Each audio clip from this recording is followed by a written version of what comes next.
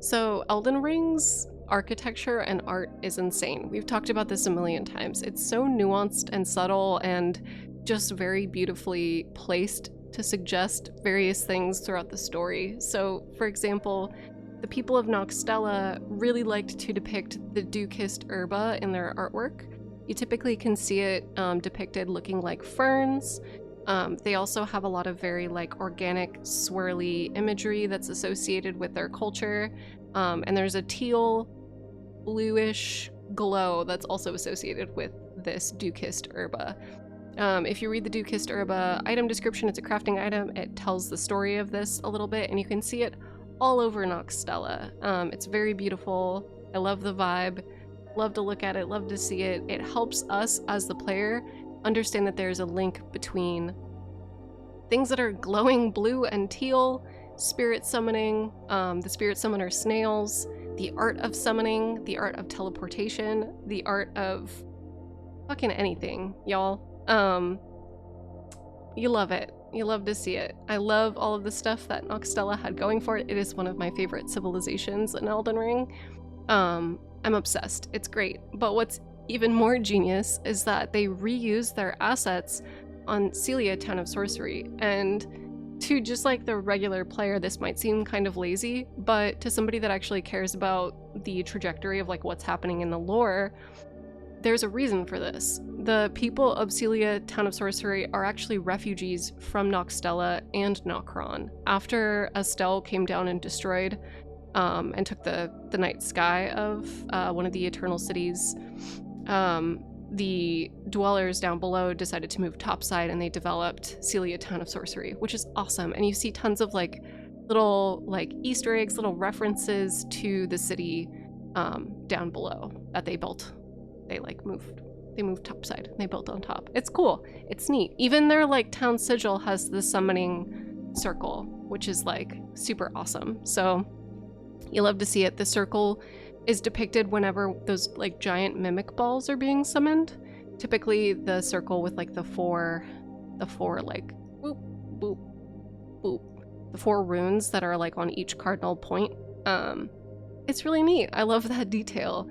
So there's like that degree of storytelling, right? Where you can connect certain groups with certain civilizations. And what's even more interesting is that the Eternal Cities built on top of the Ul Palace ruins. So if you look at their architecture, the Ul Palace ruins uses almost like a limestone look to it. It's very simple.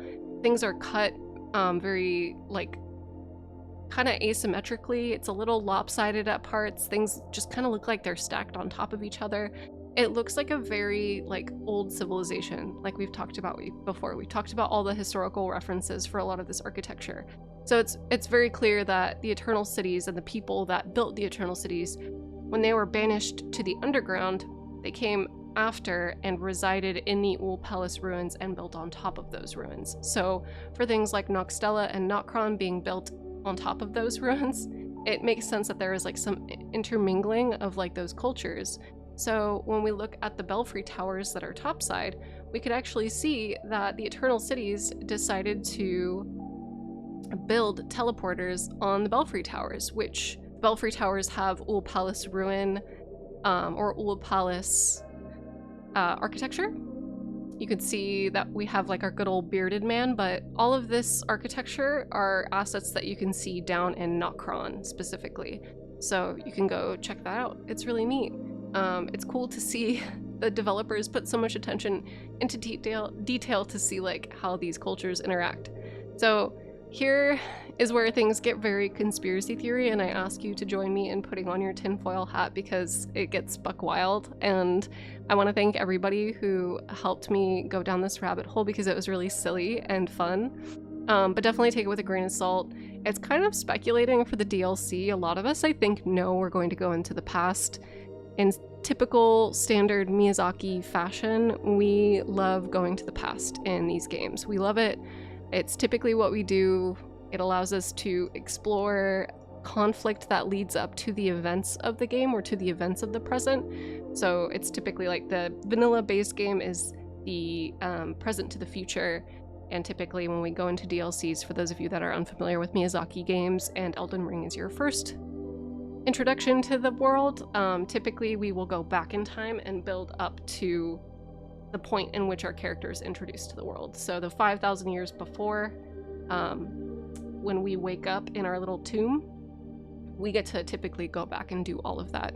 And it usually answers a lot of questions about like what happened, like who's this? Who's doing this? So, you know, like a lot of people are speculating, we'll probably figure out more about Mikola and like what happened to them. We'll be able to like hear more about Saint Trina. We'll be able to figure out, you know, maybe who the Alabaster Lords are. We get to discover some secrets that may be like lost or missing to time. So I'm excited for that. I love all of the FromSoft DLCs. They're so fun. So I'm excited, but that ramble aside, let's get into like the really crazy conspiracy theories. So back when I first started playing this game, there was somebody on Reddit named Nameless Singer that made a post that I'm going to link down below that talked about how they recognized that the Divine Towers and the Giant's Forge were built by the same entity, probably the Fire Giants, most likely the Fire Giants, considering it's called the Fire Giant's Forge. But there's a couple of repeating assets between the two structures. There's this like floral asset. There's also like this really cool braid that looks a lot like the Giant's braid. But the floral asset that is right here is like the same one that's over here. And the right picture is the Giant's Forge. The left picture is the Divine Tower. So that's pretty neat. We see that asset being reused. But then if we look at other parts of the Divine Tower, we notice that there's this like really neat little mirrored symbol that almost looks like the Kingdom Hearts heart. Ooh. And then an inverted version of it. And this pattern is actually quite long. It doesn't just stop there. It can like repeat itself like multiple times, and it's typically depicted in like a long band. But this band is something that we see throughout the game. And the band is also depicted by like a couple of different cultures. And there's 3 different groups specifically that depict this band of.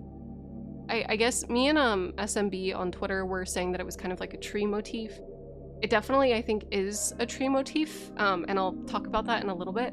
But it's also very similar to the double helix that we're seeing. It shows this like depiction of, you know, duality, or like a mirrored, like it's mirroring both from left to right, but also from like top to bottom. Like it's mirroring itself in multiple different ways, which is really cool. But there's a bunch of different depictions of this particular symbol in particular styles. So for example, these two here, because you could overlap this asset with this one and they're the same style, it's the same asset. So I would say that this would be like the Fire Giant style. It looks like it's molded out of clay. It's quite lopsided. It's quite wonky, I guess. Let me find. Here's the outside of the Divine Towers. You can see them kind of like going up the side here. But they are a little sloppy. They're just a little bit sloppy. It kind of looks like a kid took like a thing of clay and was trying to like make something out of it. And then we have these really cool images of what looks like either fire or starfall, like a bunch of comets. You know, it could be like a variety of things, but I think because of the fact that the Divine Towers specifically house the Elden stars and various meteorites that crown the top of the towers, I'm assuming that it's like falling stars. I think that that's what they're depicting. That's my best guess. But something really interesting to note about this image over here, this like long band, is that it's also depicted by other cultures, like I mentioned. So the other cultures that depict it are the Beastmen.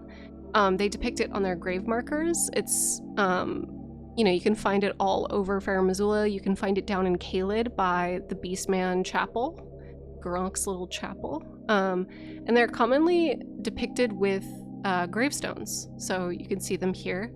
Farum Azula is known as a big mausoleum. It's like a necropolis. So it makes sense. It makes sense, right? But then we also find them down in the Old Palace ruins, which is really interesting because there's this like intersection between 3 different cultures: the fire giants, the people of Ul Palace, and the beast people. And at first I kind of thought that the beast people and humans were separate, that they were at odds with each other, and maybe Queen Marika's ascension to godhood has to do with, like, you know, them being at odds with each other. But there's a ton of other images depicting humans potentially living and ruling around Farum Azula's time. Farum Azula has a chapel that depicts a human king along with a queen and a baby. Let me actually see if I have that picture. Hold on really quick. Let me see if I have that. I do.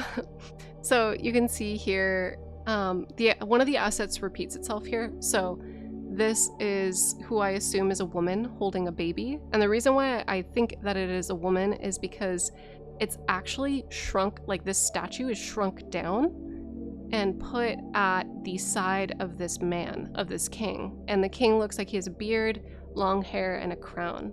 And the woman holding the baby, being depicted so small, is very common for a stele or a register. Because typically kings or people who were really important at the time, rulers, would be depicted much larger than a lot of the people that are on the painting or on the stele. And it's quite funny because there's this like weird conspiracy or belief that there were giants, but that's not within the lore of Elden Ring. This is within art history. There's like conspiracies in real world art history that people think that there were like giants back in like ancient Egypt, but that's not the case at all. It just shows like a stratification of like the most important figure, and typically the most important person is depicted being like twice the size of other people. There's also what appears to be, a lot of people think are misbegotten, but given this like crane in the neck, I almost feel like we might be looking at we could be looking at misbegotten. I'm totally open to that. But they almost have worm face heads. So you can kind of see there's like this divot like in the neck. Do you see what I'm talking about? Like right there. Kind of have like long faces. And then they have little dog-like bodies. It's quite bizarre. I'm totally open to them being misbegotten because they do have the misbegotten face, the kind of like goofy, you know, overgrown face. But there's a lot of really interesting sculptures in Farum Azula that depict multiple different types of beings all living together. So keep that in mind. It's like quite interesting to me. So we were talking about this on Twitter, me and the homies, me and the crew, which I'm really thankful that I took that like week hiatus off because I don't often get to talk to y'all.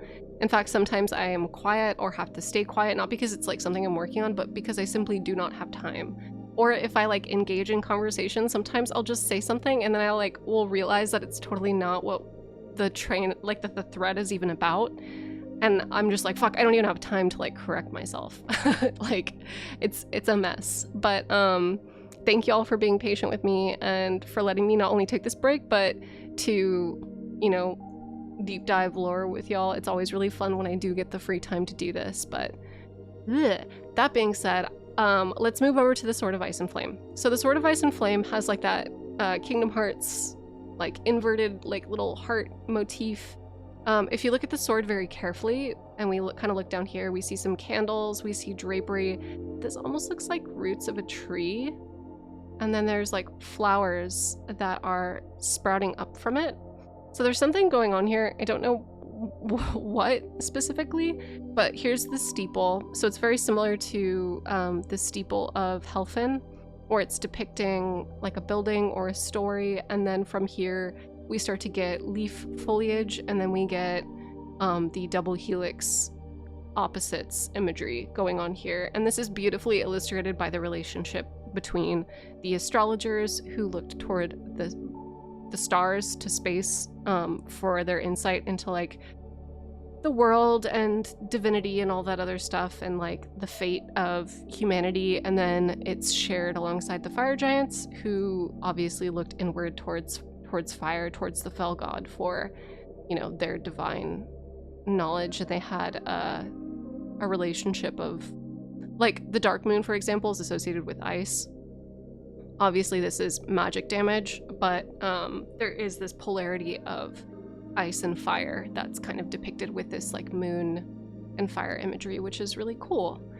I love to see it.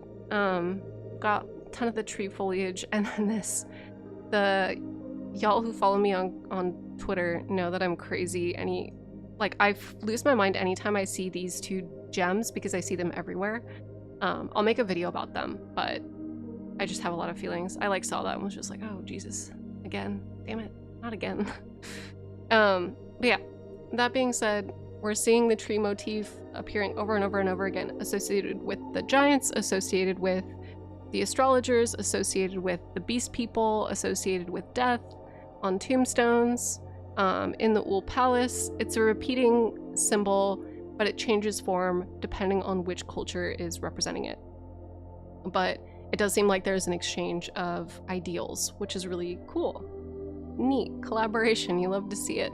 So in a separate train of thought, I was running around the lands between and I noticed these big pillars all over the place and they were driving me nuts. I was like, what the fuck? Like, who put these here? And it's not just in one zone. There's, ones in Caelid. We have the ones in Limgrave. We have the ones in Liurnia leading up to the Altus Plateau. We have the ones in the Forbidden Lands. They pretty much are the entire structural basis for all of the lands between. And it's really neat because they're associated with the Giant's Forge. It's what the Giant's Forge is built on top of. And I'm starting to get this picture in my head of like, okay, the Ul Palace ruins, Elden John, the old man statue that we joke about, we see everywhere. We see him associated with death, with the ancestral followers, with rot. We see him associated with like all this stuff. And then with the fire giants, we see their structures all over the place. And then with Farum Azula, we see a lot of the shared iconography. So I kind of was like, oh man, they're all connected. And I was kind of envisioning it in my head of like a Tower of Babel story. So for those of you that aren't familiar with the Tower of Babel, it is a myth. It was like an origin story about this like giant tower where pretty much like everybody on Earth spoke the same language and had the same culture, and we were all unified under like one. And then we find out that there's going to be like a great flood, and in a panic, using our combined knowledge, we build this giant tower and we try to like go really high up. We try to like get up to heaven pretty much to like avoid this flood. But God didn't like this. I don't really know what, I talked about this in another video. I don't really, I understand the moral of the story, but I also kind of don't. But God decided that he wanted to cut this shit out, and he destroyed the tower, and he separated all of the humans that lived in the tower and separated them by language, so they can no longer communicate with each other and they can no longer build things to avoid their fate. So in that sense, like, I totally get it. It's like kind of the hubris of trying to escape destiny, trying to escape death. But there's this idea of like this giant structure that used to interconnect everything that seemed to have shattered. And I kind of get that vibe with, the Giant's Pillars, and with Farum Azula, and with all these cultures like the Ul Palace, all potentially interconnecting in some way, just because of like where they spread to and the way in which they all intermingle. But more importantly, I've always kind of felt that Caelid, and I know that a lot of the community feels this way too, but that Caelid and the Forbidden Lands used to be interconnected. A huge reason like that people think that is because obviously a lot of enemy spawns are very similar. We have the crows and the dogs, like the T-Rex dogs, and the giant remains, like the big dead remains, all being located between these two areas.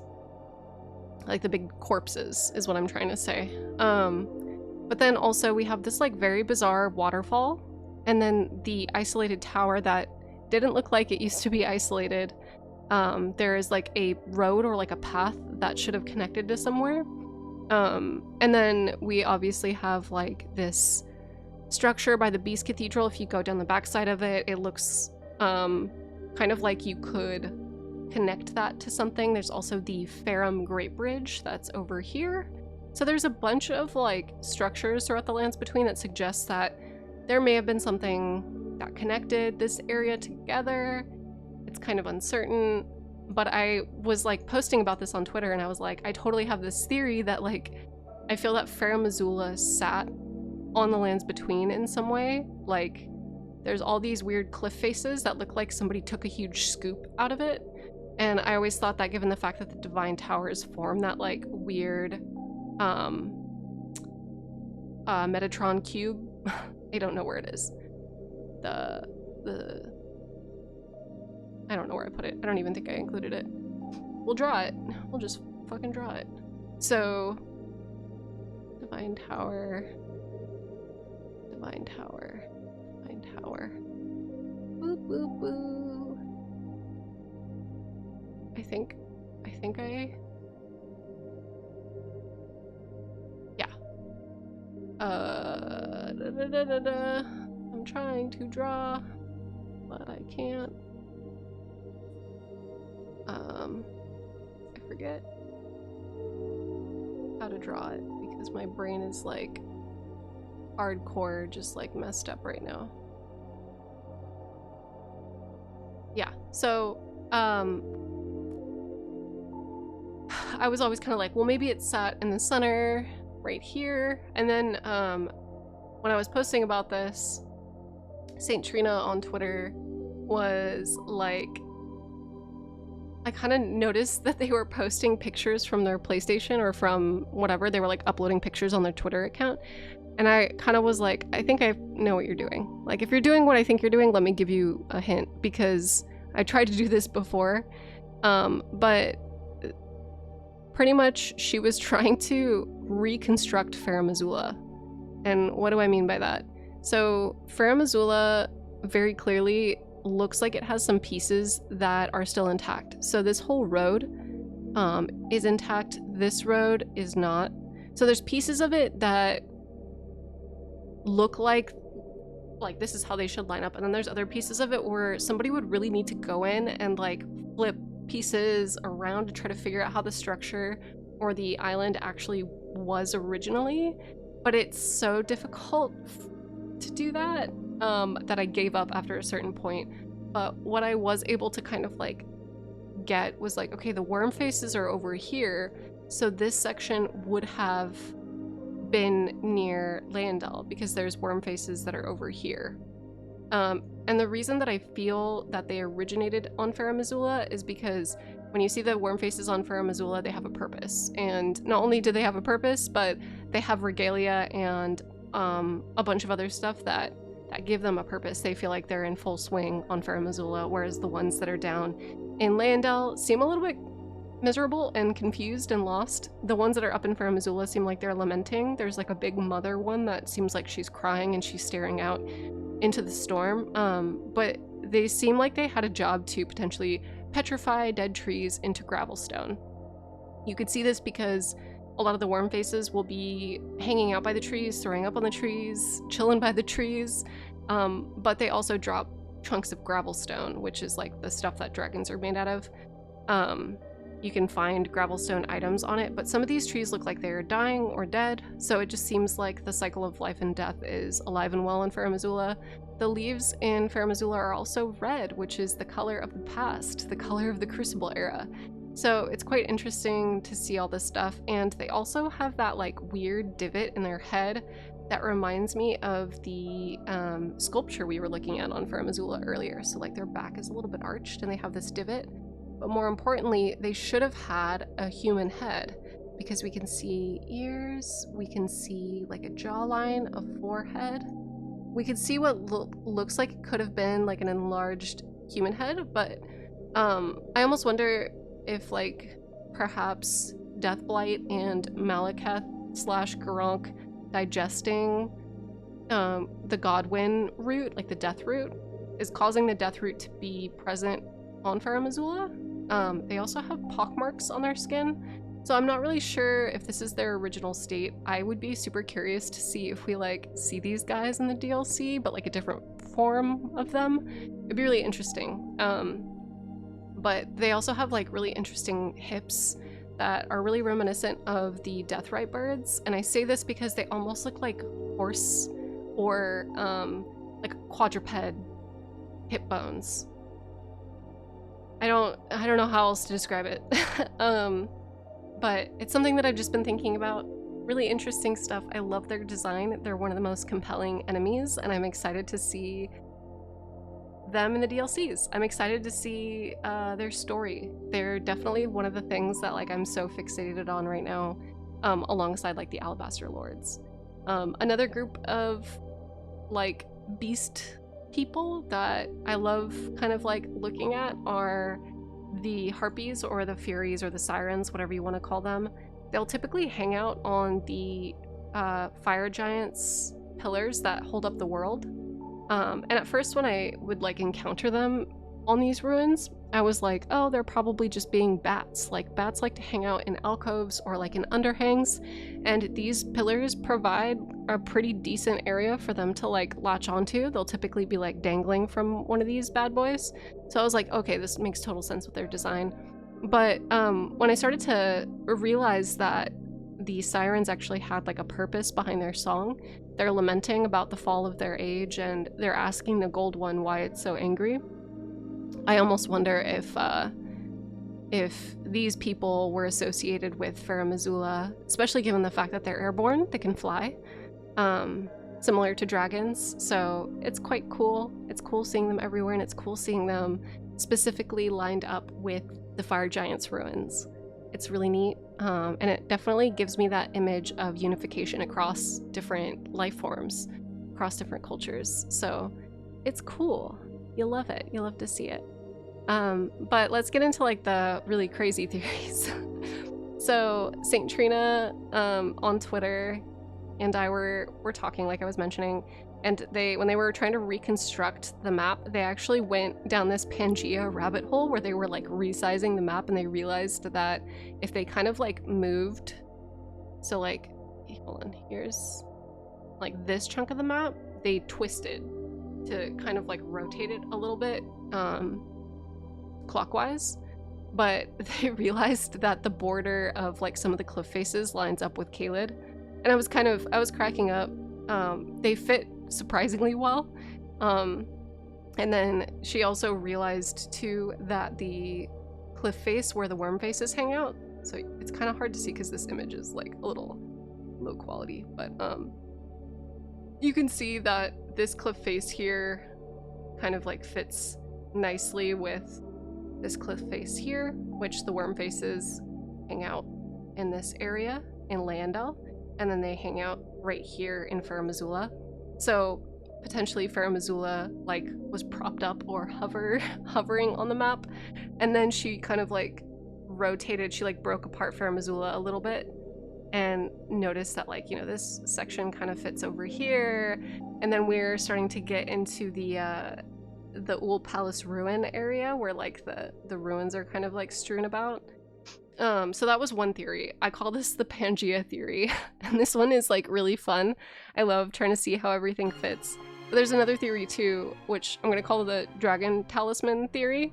So also hold on one sec, I want to make sure I get their name right. Okay, so Litter Socks on Twitter saw this thread and mentioned that they don't necessarily feel that Caelid was ever connected to this part, in the way that Trina thought. Like Trina thought that the meteorite almost like shattered the tectonic plates apart, and they like moved further apart, causing this like this waterfall to occur. But like there's like tons of like whirlpools and the waterfall that's happening right here that are, it's just really weird. It looks like water's like emptying out of like the center of everything. But what's it called? Litter Socks noticed that the Dragon Talisman almost looks like a the map to some degree, like overlaid on the map. So for example, This would be like the wing, and it would have gone down here. This would have been the tail, the toes, and then Liurnia is here, Mount Gelmir is here, and then the head of the dragon would be like over here. And then the two rivers, so one river would have flowed here. This would have been like Ionsel and Shiofra. So that would have gone through here, and then like, because the river well like entrance location is in Liurnia, and then the other one would have gone down all the way to Caelid, where the river well is in Caelid.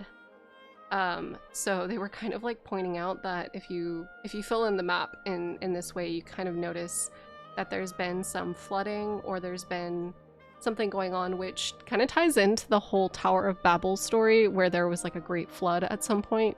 But in this circumstance, it seems like there was a series of meteors, so that's quite interesting. I love these theories. Definitely take them with a grain of salt. I'm not saying by any means that this is like concrete, but it's really fun speculation. I love it. I definitely am not a flat earther or an Ancient Aliens person, but I guess in Elden Ring I am.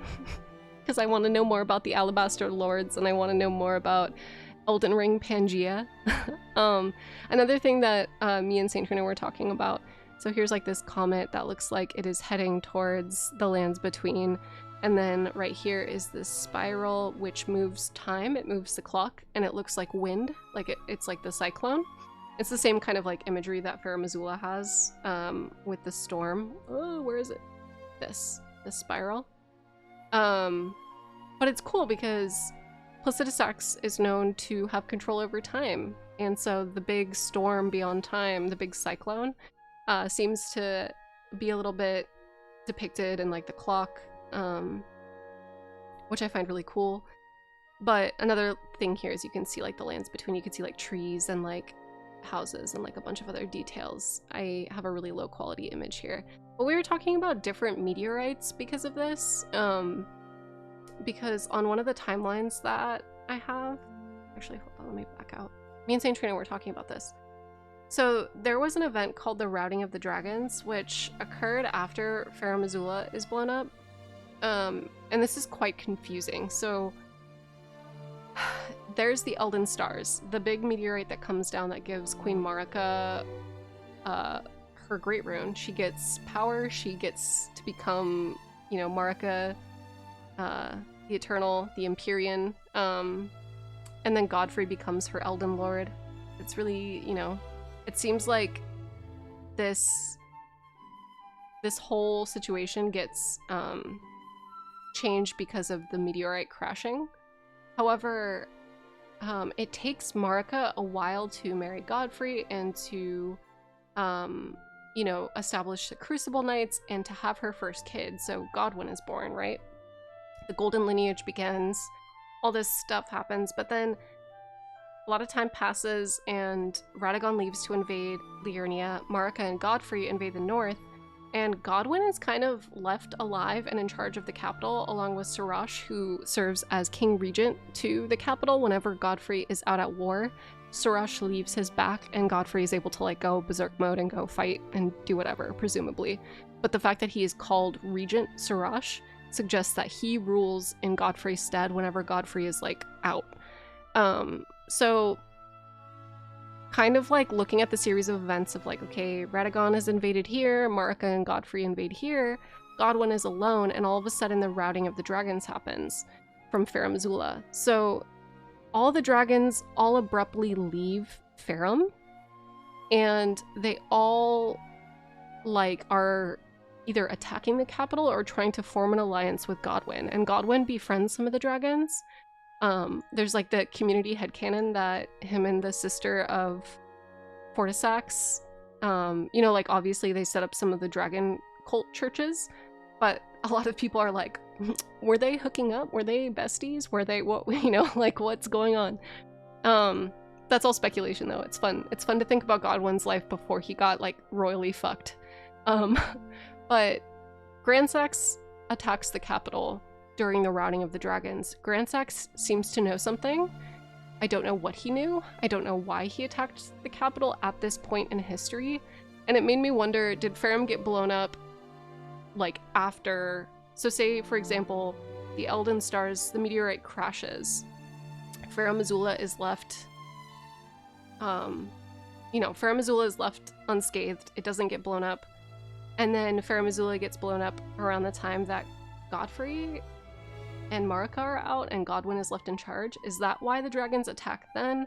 Or was there something else that caused the dragons to become routed from wherever they were and end up in Caelid? Was there something else that caused Grandsax to attack the capital? What do y'all think that was? I'm gonna open that up to the community because this is a big mystery. I almost wonder if there was a second meteorite. Obviously there's been multiple meteorites because all of the Falling Star beasts and all of the Alabaster Lords that we fight sometimes are depicted standing on top of an arena with a meteorite, like a golden meteorite, in this stage. And so I wonder, do you guys think it was like a separate meteorite? Do you think Farum Azula was actually blown up like way back over here and back when the Elden Stars fell and then they just like waited to attack the capital? Why do you think they waited? Yeah, that's the video. Woohoo!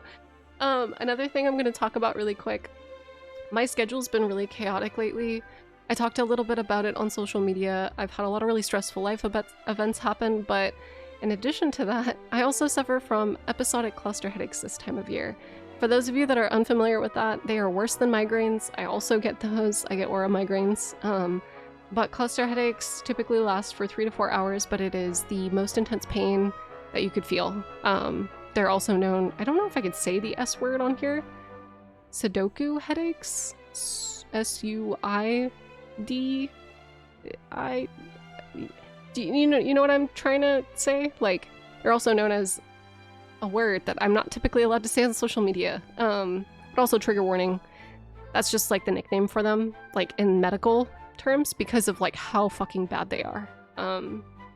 So if I seem out of it, if my speech is more slurred than normal, if I'm having more trouble articulating myself, if I get lost in my thoughts, it's because I'm likely recovering from one or am going to have one. I'll typically slur my words like before it hits onset. I've been getting these for like my whole life, so do not worry about me. I will be fine. I just need some time. And that also means that my schedule might just be really erratic. And also, I might need a lot of, like, downtime to just stream dumb shit. Like, I might just stream Chow Gardens for, like, 12 hours or, like, Stardew Valley fishing because I just sometimes need that time to recuperate and do something that's very low brain stuff. Brain power. I don't know. It's gonna be fun. It's gonna be great. We're gonna have a good time still. Don't worry. I'll be back. I'll be back, I promise. And I promise I'll make my fucking Mikola video soon, too. Don't worry about that. That's coming. I'm still getting all the information together for that. And for Saint... It sucks, because Mikola is like... Not only is that going to be a lore video about Saint Trina, but it's also going to be a lore video about Godwyn, and it's also going to be a lore video about Loretta, and it's also going to be a lore video about the Albinorics, because you literally cannot talk about Mikola without all of these entities. Shit's hard. Elden Ring lore is hard. But yeah. This is my crazy crackpot video. Thank you for joining. Thank you for going along the ride, on the ride with me. Yes. Have a good one.